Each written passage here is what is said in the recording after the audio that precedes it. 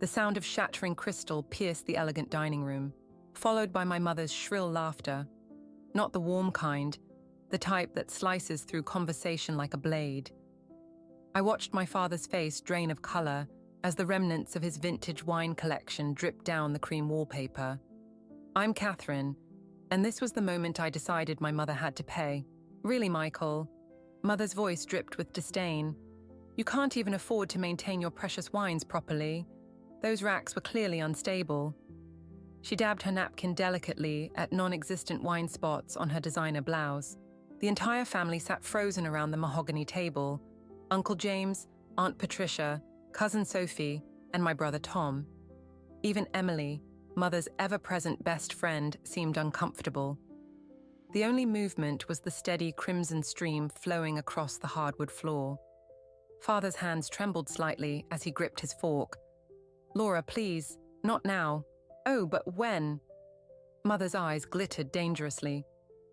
"When should we discuss how you've been lying to everyone about our financial situation? Pretending everything's fine while you're practically begging the bank for extensions." I gripped my knife harder, knuckles white. The metal felt cool against my palm. "Mother," Tom started, but she cut him off with a wave. "Your father," she announced to the table, "has been living beyond his means for years. All those business dinners, client meetings, just desperate attempts to maintain appearances. And now we're all paying the price." Father's shoulders slumped. I'd never seen him look so defeated. This man who'd worked 16-hour days, who'd never missed a single one of my dance recitals, despite his crushing schedule, who still brought Mother flowers every Friday, even after she'd stopped acknowledging them. "The country club membership," Mother continued, her voice rising, "the summer house, the children's trust funds, all smoke and mirrors." Sophie started crying quietly. Tom reached for her hand under the table. "Laura," Emily ventured, "maybe this isn't the best time." "It's the perfect time." Mother stood, swaying slightly. The wine glass in her hand threatened to spill with each gesture. Everyone should know what a fraud Michael Reynolds really is. I watched Father's face carefully. Each word hit him like a physical blow, but he wouldn't defend himself. He never did. Not against her. The thing about revenge is that it doesn't announce itself with trumpets and lightning. It creeps in during moments like these, when you're watching someone you love being systematically destroyed by someone who promised to love them. "I've protected you for too long," Mother declared, "covered for your failures, made excuses to our friends. Well, I'm done." That's when I saw it, the slight curl of satisfaction at the corners of her mouth. This wasn't a spontaneous outburst. She'd planned this humiliation, invited the family specifically to witness it. Even the wine rack's collapse seemed suspiciously timed. I stood up slowly, my chair scraping against the floor. The sound drew everyone's attention, even Mother's. "Sit down, Katherine," she snapped. "This doesn't concern you, but it did. Every scheme, every manipulation, every calculated cruelty. It had all been building to this moment. I'd spent years watching her orchestrate these little incidents, each one designed to chip away at Father's dignity." "Actually," I said, my voice steadier than I felt, "I think it concerns all of us." Mother's eyes narrowed. "Don't test me, young lady." "Or what?" I stepped away from the table. "You'll reveal my secrets too? Go ahead. Unlike Father, I don't have anything left to lose."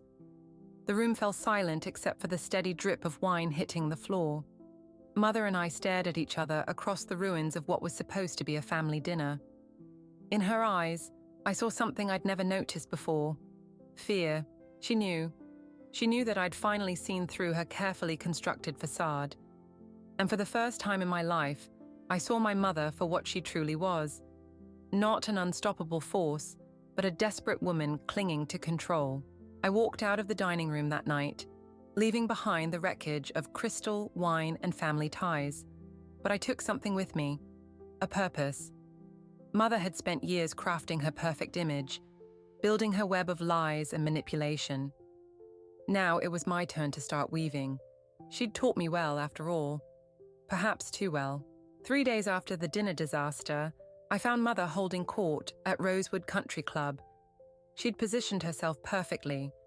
Center table, afternoon sun casting a golden halo around her carefully styled hair. Emily sat beside her, both of them surrounded by a cluster of society women who hung on Mother's every word. It's been so difficult, Mother dabbed at dry eyes with a monogrammed handkerchief. Managing everything alone while Michael focuses on his issues. My coffee cup clinked sharply against its saucer. I'd chosen a corner table, hidden behind a large fern, but close enough to hear every perfectly crafted lie. "You're so brave, Laura," one of the women cooed, "and still so generous, hosting the summer benefit despite everything." Emily nodded sympathetically. Laura never lets personal troubles interfere with her charitable work. I nearly laughed. Mother's charitable work mainly involved organizing expensive galas where she could showcase her latest designer purchases and network with potential allies. The actual charities received pittances compared to the event costs. My phone buzzed. "Tom, where are you? Need to talk." "Ladies, if you'll excuse me." Mother stood, smoothing her silk dress. "I have a meeting with the event planner. Emily, would you mind handling the final details?" "Of course, darling." Emily's smile didn't quite reach her eyes. "Interesting." I waited until Mother left before approaching their table. Emily's face tightened when she saw me. "Katherine, what a surprise." "Emily," I slid into Mother's vacant chair. "Enjoying your role as chief enabler today?" The other women shifted uncomfortably. Emily's laugh was brittle. "I don't know what you mean." "No?" I pulled out my phone, scrolling through photos. "So these credit card statements showing Mother's shopping sprees using Father's business account, that's not something you've been helping her hide?" Emily's perfectly manicured hand trembled as she reached for her water glass. "Those are private matters between your parents." "Nothing's private when it's fraud, Emily." I kept my voice low, pleasant. "How long have you been helping her doctor the accounts? I should go." Emily gathered her things quickly. "Ladies, excuse me." I watched her practically run from the dining room. The remaining women stared at me, scandalized and intrigued. "Oh, don't let me interrupt your lunch," I smiled. "I'm sure Mother will have a fascinating explanation for everything when she returns." My phone buzzed again. "Tom, seriously, Kath, it's about Mom." I found Tom in the club's library, pacing between leather armchairs. "What's wrong?" "She's selling the summer house." He ran fingers through his hair. "Without telling Dad." "She can't, it's in both their names." She forged his signature on the papers. Tom collapsed into a chair. "I saw them on her desk this morning when I dropped off Sophie." The summer house, where we'd spent every August of our childhood, where Father taught us to sail, where Tom had proposed to Sophie's mother, where I'd... "Does Father know?" Tom shook his head. "She's telling everyone he agreed to it, that it's part of their financial restructuring." He made air quotes, face twisted with disgust. "When's the sale supposed to close?" "Next week. Some cash buyer she found through Emily's real estate connections." He looked up at me. "We have to stop her, Kath." I sat down slowly, mind racing. "Maybe we don't." "What?" "Maybe instead of stopping her, we let her hang herself." I leaned forward. "Think about it. Forged documents, fraudulent sale, conspiracy with Emily. That's not just unethical, it's criminal." "You want to let her commit fraud?" "I want to catch her committing fraud, with witnesses, evidence, something she can't talk her way out of." Tom's face paled. "That would destroy her." "She's destroying herself, Tom. We'd just be making sure everyone sees it." He stood abruptly. "I can't be part of this. She's still our mother." "Is she?" I watched him pace again. "When was the last time she acted like one?" Before he could answer, the library door opened. Mother stood there, Emily hovering anxiously behind her. "Well," Mother's voice was ice. "What a cozy little family meeting. Discussing anything interesting?" I met her gaze steadily. "Just catching up. You know how it is. So many secrets to keep track of these days." Something flickered in her eyes. Uncertainty? Fear? But her smile remained fixed, perfect. "Dinner at home tonight," she announced. "Both of you. No excuses." She turned to leave, then paused. "Oh, and Katherine, stay away from Emily. She doesn't need your accusations." After she left, Tom grabbed my arm. "What are you going to do?" I watched Mother's retreating figure through the library windows, already rehearsing her next performance for someone new. Whatever it takes. The bank statements spread across my desk like fallen leaves, each one revealing another piece of Mother's elaborate financial maze. Credit card charges for spa weekends, labeled as business meetings. Cash withdrawals that coincided with her shopping sprees, logged as office supplies. And there, buried in the latest statement, a wire transfer to an offshore account. My new office at Morton & Pierce offered the perfect vantage point for my investigation. Through the glass walls, I watched Daniel approach, 2 coffee cups in hand. "You look like you're planning a murder," he said, setting 1 cup beside me. "Just following the money." I pushed a statement toward him. "See anything interesting?" He studied it, frowning. "These transactions, they're all routed through shell companies." His eyes widened. "Wait, isn't this your father's business account?" Before I could answer, my phone lit up with Tom's face. "Hey, what's—" "She's selling my house." His voice cracked. "The one Sarah and I bought for Sophie." The coffee turned bitter in my mouth. "What?" "Mom convinced Sarah to sign over her power of attorney last month. Said it was to help with Sophie's college fund." Tom's laugh was hollow. "Now she's liquidating everything, claiming it's to protect us from Dad's financial irresponsibility." Daniel watched me grip the phone tighter. "I'll call you back," I managed. "There's more," Tom said quickly. "Emily came to see me. She's scared, Kath. Says Mum's been having her falsify documents for years. Bank records, property deeds." "Where are you?" "Home. Sophie's at school." "Stay there." I stood, gathering the statements. "And Tom, don't tell Mother you talked to me." Daniel followed me to the elevator. "You're not going alone." "I have to. This is family.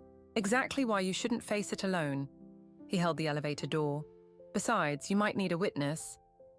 The drive to Tom's house was silent except for the rustle of papers as Daniel reviewed more statements. Finally, he spoke. "Your mother's not just manipulating people. She's committing serious fraud." "I know." "Then why haven't you—" "Because prison's too easy." I turned onto Tom's street. "She needs to lose everything she values first. Her reputation, her social standing, her control." Emily's car sat in Tom's driveway, its driver's door still open. Inside, voices echoed from the kitchen. "You promised!" Emily's voice shook. "You said this was just about protecting the family assets." "It is." Mother's tone was silk over steel. "And you're going to help me finish it unless you want everyone to know about those irregularities in your real estate licenses." I stepped into the doorway. "What irregularities would those be, Mother?" She spun around, face composed except for a slight twitch near her left eye. "Katherine, what a surprise." "Is it?" I moved closer, Daniel a steady presence behind me. "Or did you expect me once you started targeting Tom? I'm protecting your brother from your father's mistakes."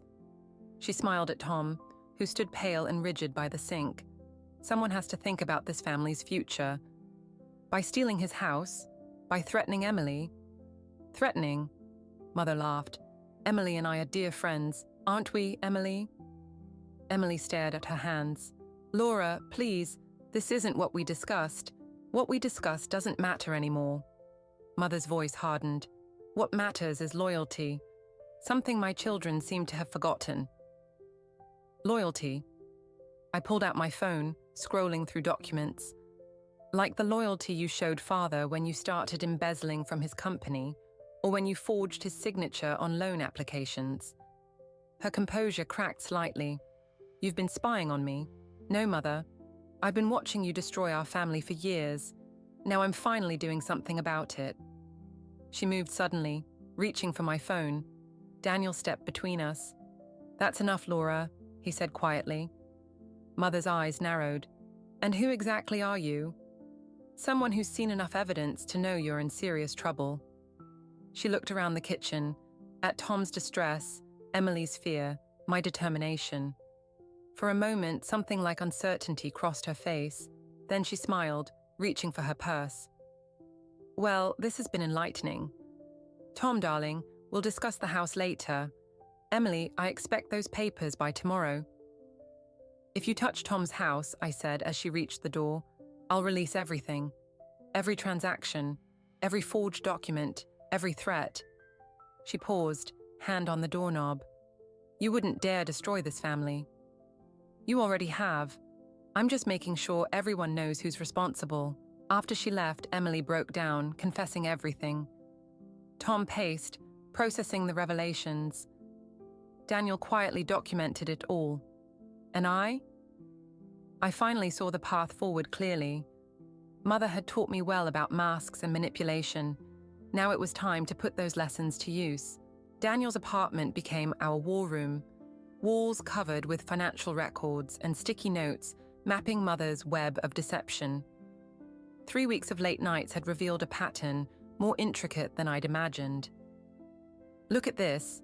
Daniel pointed to a series of transactions. Every major withdrawal coincides with a deposit into Emily's account, then gets redistributed to these shell companies. I traced the money trail with my finger. She's been planning this for years. Planning what? To make Father look incompetent. Each failed investment, every poor business decision, she orchestrated all of it. My phone buzzed. Father's name lit up the screen. Katherine. His voice sounded tired. Are you busy? 20 minutes later, I found him in his office, surrounded by empty boxes. The nameplate on his desk, Michael Reynolds, CEO, lay face down. The board voted this morning, he said without looking up, effective immediately. My throat tightened. They can't do that. You built this company. With fraudulent loans, apparently. He finally met my eyes. Did you know? About what? Your mother's activities. He pushed a folder across the desk. The board received these anonymously. Inside were copies of loan applications, all bearing his forged signature. But something was wrong. The dates, the amounts, they didn't match my research. These are fake, I said. They're very real. He rubbed his face. Laura admitted everything when they confronted her. Said she was trying to save the company from my mismanagement. My phone buzzed again. Tom. Mom's calling everyone. Says Dad embezzled millions. People are believing her. She's lying, I told Father. I can prove it. It doesn't matter anymore. He stood, starting to pack his desk. The damage is done. I drove straight to Daniel's, my hands shaking on the steering wheel. He opened the door before I could knock. Your mother just called the office, he said. She's telling everyone you're Father. I know. I pushed past him to our evidence wall. But these dates are wrong. She's created a whole new narrative. How? Emily. I yanked down several documents. She didn't just help Mother hide money. She helped her create a paper trail framing Father. Daniel caught my arm as I reached for more papers. Kathy, stop. Think. Why now? Because... I froze, realization hitting like ice water. The charity gala. She's hosting it next week. At the country club, Daniel nodded, where everyone who matters will be watching. She's not just destroying Father's reputation. My laugh sounded hollow. She's going to play the victim in front of the entire social circle. The loyal wife who discovered her husband's betrayal. My phone lit up with messages. Society friends expressing shock and sympathy, all to Mother. Board members distancing themselves from Father. Even Tom's in-laws were questioning their connection to our family. She's winning, I whispered. Daniel studied the evidence wall. Maybe not. Look at the real timeline we've built. If we could prove these new documents are forgeries, we'd need Emily's help. I pulled out my phone. And she's terrified of Mother. Then we give her something more terrifying. Daniel grabbed his laptop. Your mother's not the only one who can create a paper trail. I watched him work, something cold settling in my chest. You want to threaten Emily? I want to give her a choice. He turned the screen toward me. Between your mother's threats and actual proof of her own crimes, the document he'd created detailed every fraudulent transaction Emily had processed, every false document she'd notarized, enough to end her career, possibly send her to prison. This makes us just like her, I said quietly. No. Daniel closed the laptop. It makes us better players at her game. My phone buzzed one final time. Mother. Darling, I need you at the gala planning meeting tomorrow. Time to show everyone how our family handles crisis with grace. I stared at the message, remembering every lesson she'd taught me about manipulation and control, about using people's fears against them, about winning at any cost. Make the call to Emily, I told Daniel. He hesitated. Are you sure? I looked at Father's nameplate, which I'd taken from his desk, at the evidence of Mother's betrayal surrounding us, at the years of calculated destruction she'd orchestrated. Mother always said I was just like her. I picked up my phone. Time to prove her right. Emily's hand shook as she slid the USB drive across the cafe table. Everything's here. Transaction records, forged documents, even Laura's private emails. She glanced nervously over her shoulder. If she finds out, she won't. I pocketed the drive. Unless you tell her. You don't understand. She's planning something big for the gala. Something about Sophie. My coffee cup froze halfway to my lips. What about Sophie? I overheard her on the phone. She's using Tom's custody agreement against him. Said something about proving Sarah unfit. The cup clattered against the saucer. Of course, Mother would target Sophie, the one person Tom would sacrifice everything to protect. My phone buzzed. Daniel, your mother just called a board meeting, emergency session. I have to go. I stood, leaving cash for the coffee. Remember our deal, Emily? One word to Mother. I know. She wouldn't meet my eyes. The evidence goes public. The elevator ride to the boardroom felt endless. Through the glass walls, I could see Mother holding court, dressed impeccably in pearl grey. The perfect grieving wife. Katherine. She smiled as I entered. Perfect timing. I was just explaining the new company structure. The board members avoided my gaze. Chairman Wilson cleared his throat. Given the circumstances, we feel it's best to implement immediate changes. Changes? I scanned the room. Where's Tom? Your brother has taken a leave of absence. Mother's voice carried just the right note of concern. The stress of your father's actions has been difficult for him. Lies. Tom would never abandon the company voluntarily, unless... My phone vibrated. Tom. Mom has proof Sarah relapsed, says she'll use it unless I step down. The board has appointed me interim CEO, Mother continued smoothly, to restore stability and trust. The room spun slightly. All those years of careful planning, of gathering evidence, she'd outmaneuvered us again. Congratulations, I managed. I'm sure Father would be proud. Her smile flickered. Speaking of your father, he's agreed to seek treatment. The strain of his financial improprieties clearly affected his judgment. Treatment. She'd somehow convinced him to admit himself to a facility, to complete her narrative of the troubled businessman who'd lost his way. Chairman Wilson stood. We'll release a statement this afternoon. Katherine, given your position and family connection, we think it's best if you take some time off as well. Of course. I gathered my things, feeling Mother's triumphant gaze. I wouldn't want to compromise the company's recovery. Daniel was waiting in my office. How bad? She's won. I sank into my chair. The company, Tom's position, Sophie's custody, she's taking everything. Not yet. He pulled out his laptop. The USB from Emily. I handed it over, watching him work. After a moment, he turned the screen toward me. Look at these timestamps. The documents framing your father. They were created after he was forced out. She's getting sloppy. It doesn't matter. I gestured at the empty office. She has control now. Then we move up the timeline. Daniel leaned forward. The gala's tomorrow night. Every major player in town will be there, including the DA's office. You want to expose her publicly? I want to give her exactly what she wants, all eyes on her perfect performance. Then we show everyone who she really is. My phone lit up with a text from Sophie. Dad's acting weird. Grandma says we're moving to the summer house. What's happening? The summer house, where Mother could isolate them, control the narrative completely. If we do this, I said slowly, there's no going back. The company, our reputation, the family, everything changes. It's already changed. Daniel's hand covered mine. The question is, who controls the ending? I thought of Father, alone in some facility, of Tom, sacrificing his career for Sophie, of every calculated move Mother had made to build her empire of lies. The gala starts at 8, I said. We'll need Emily's help one more time. She might run. No.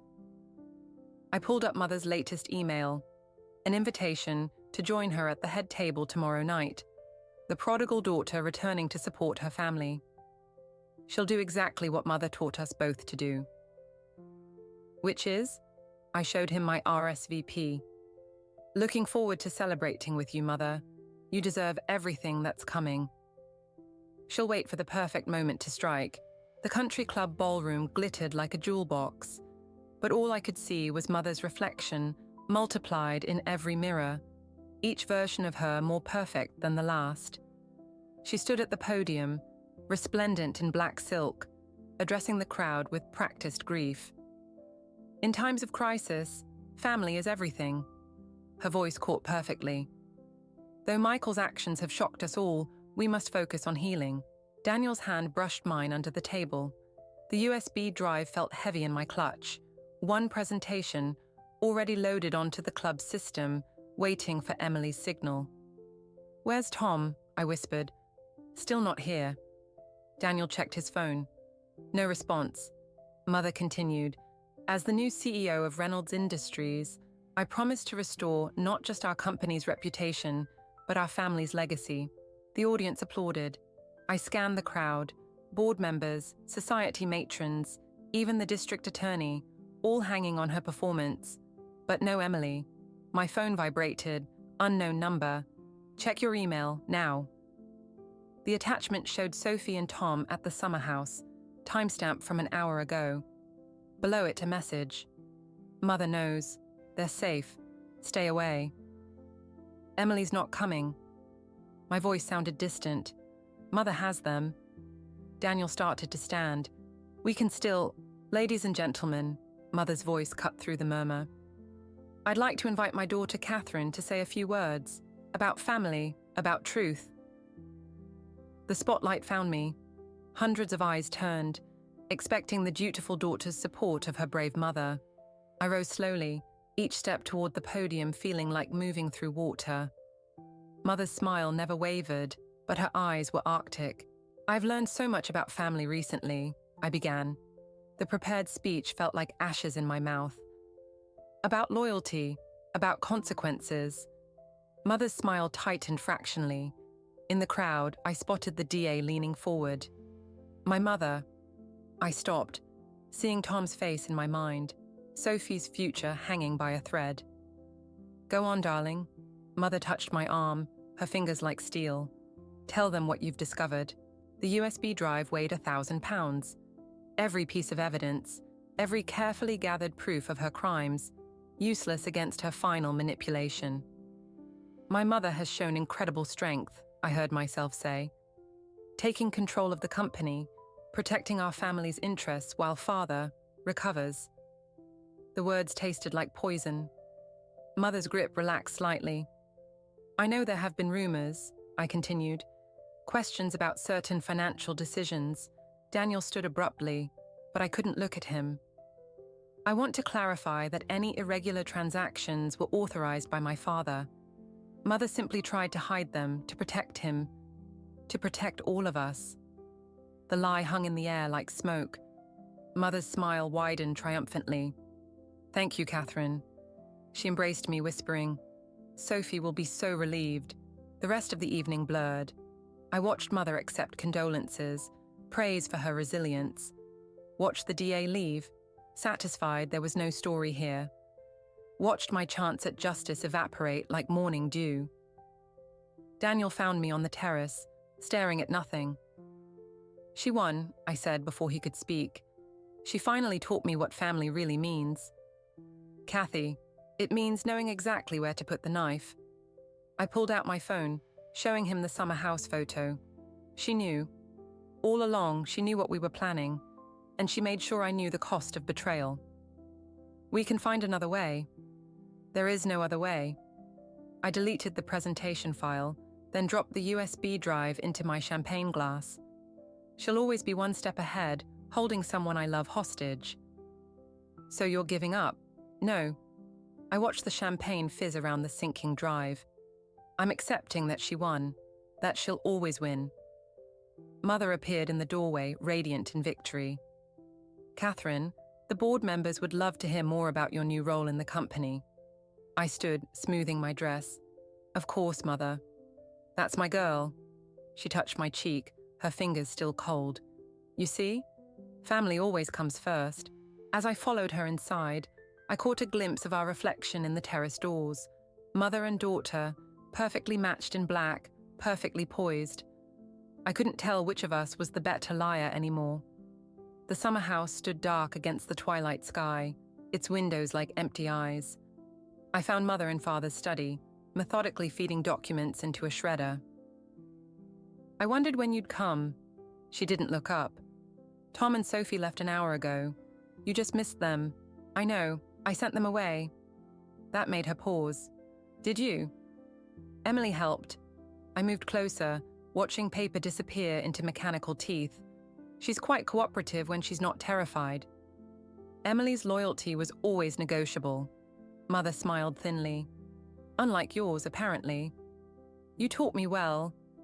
I picked up a half-shredded document. A familiar signature caught my eye. Not Father's forgery, but the original. Though I learned some lessons you didn't intend. Such as, always keep copies. I pulled out my phone, showing her the screen. Everything you're destroying, already uploaded to the cloud and to the DA's office. The shredder whirred to a stop. Mother's fingers tightened on its edge. You're bluffing. Like you bluffed about Sophie, about Tom's custody battle. I stepped closer. There was no evidence against Sarah, was there? Just another manipulation. I did what was necessary. She straightened, smoothing her blazer. To protect this family. No. The word felt like breaking glass.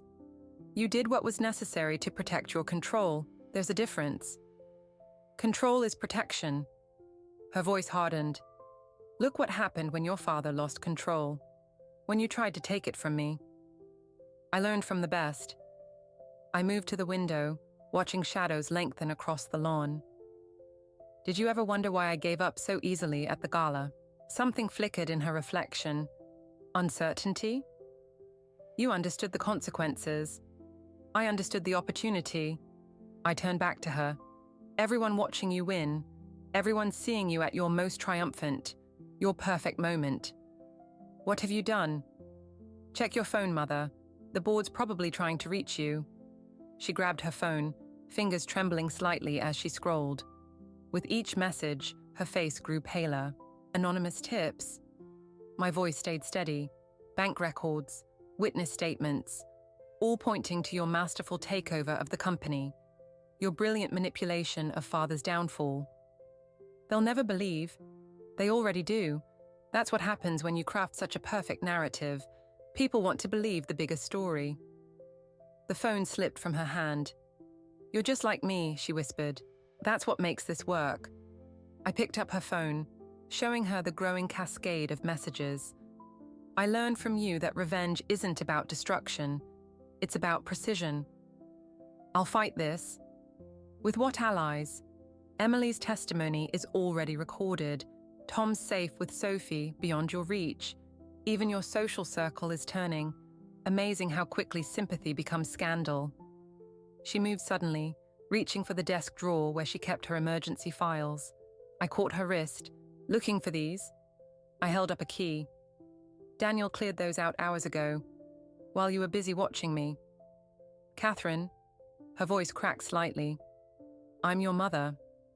Yes, I released her wrist. That's why I'm giving you a choice. Something you never gave any of us. Her eyes narrowed. What choice? Resign quietly. Disappear to that villa in France you bought with father's money. Or stay and fight. Watch everything you built crumble piece by piece. You wouldn't dare destroy this family's reputation. You already did that. I walked to the door. I'm just making sure everyone knows who's responsible. Katherine, her command voice, the one that used to make me freeze. Don't you walk away from me. I paused, hand on the doorknob. That's the difference between us, Mother. I learned how to walk away. You never could. I made you who you are. No. I looked back one last time. You showed me who I didn't want to become. The study door closed behind me with a soft click. Through it, I heard something shatter. A paperweight, maybe, or her carefully constructed world. Outside, Daniel waited in the car. Is it done? I watched lights begin to flicker on in the summer house windows, like stars emerging in a dark sky. Mother would be getting more calls soon, more messages, more consequences. Yes, I said, it's done. We drove away as night fell, leaving Mother alone with the ghosts of her machinations. I didn't look back. She'd taught me that too, never show weakness in victory. Some lessons stick, even when we don't mean them to. The French villa's gates opened silently, revealing manicured gardens bathed in Mediterranean sunshine. Mother's new sanctuary, bought with the remnants of her carefully hidden assets.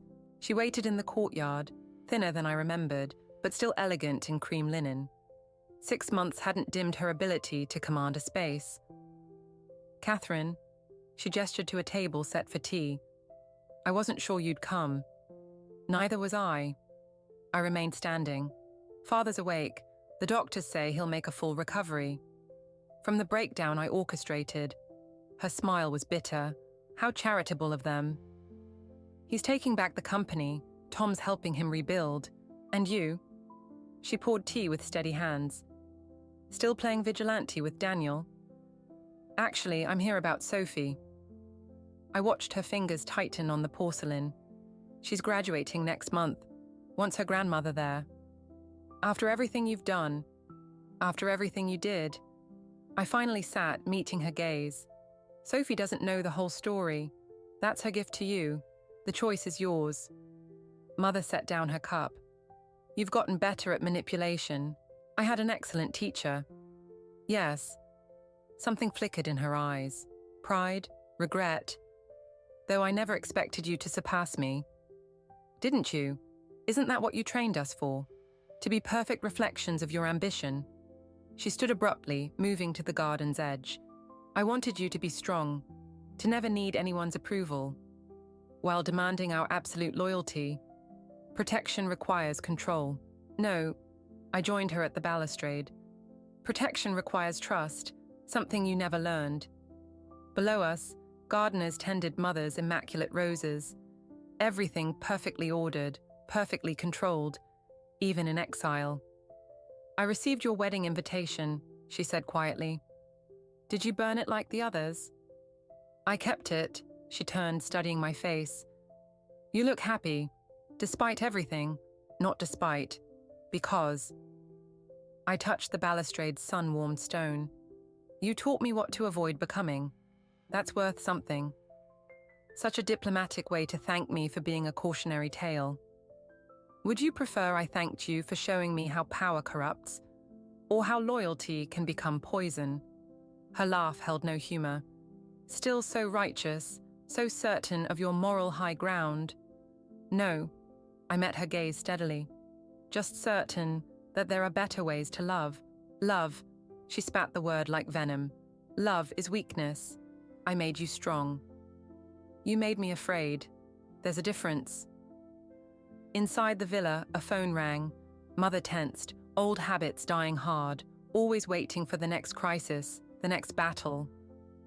Sophie's graduation is on the 15th, I said, turning to leave. There's a ticket to Nice in the invitation, If you want it. Katherine, her voice stopped me. Do you ever wonder if you're becoming me? Using people's weaknesses, manipulating outcomes? Every day. I looked back. That's what makes me different. I choose not to. Choice is an illusion we create to feel better about our nature. Maybe I reached the courtyard gate, or maybe it's the only thing that separates us from our worst instincts. Will you come back? The question held an unfamiliar note, uncertainty. That depends. On what? On whether you're ready to be a mother instead of a puppet master. I left her there, framed by roses and regret, her tea growing cold on the table. Daniel waited in the rental car, asking nothing but holding my hand as we drove away.